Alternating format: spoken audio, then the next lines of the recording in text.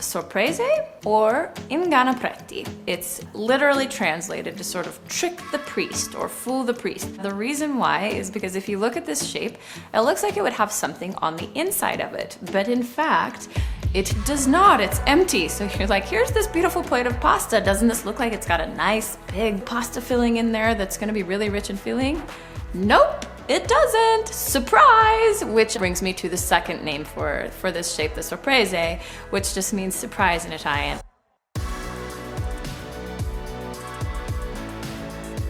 We are making these yellow and blue, and we're giving them a little fun polka dot pattern just because that sort of adds to the surprise or the whimsy of this shape. I make the yellow dough from turmeric and I make the blue dough from butterfly pea flowers. And butterfly pea flowers are native to Southeast Asia and they're vibrant bright blue, and in order to pull the dye out of those flowers, I just steep it in water for a few minutes and that water just turns a really vibrant blue. This is a great pasta dough to make if you are vegan or you're allergic to eggs, because you can actually make butterfly pea flour dough without any eggs at all. Because if you were to add eggs into there, they'll pull your blue, that vibrant blue water, into more of a almost blue-green tone. So I find that leaving the eggs out entirely and just making a really stiff pasta dough makes them vibrant, rich sort of blue.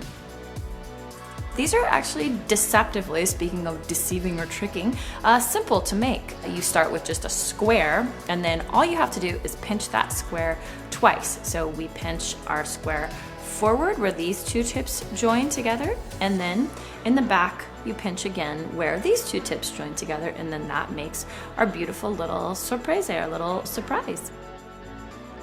It's helpful if the pasta is a little tiny bit on the dry side to just put a dab of water right here and then a dab of water in the back right here, and then that just makes it easy to kind of pinch it together.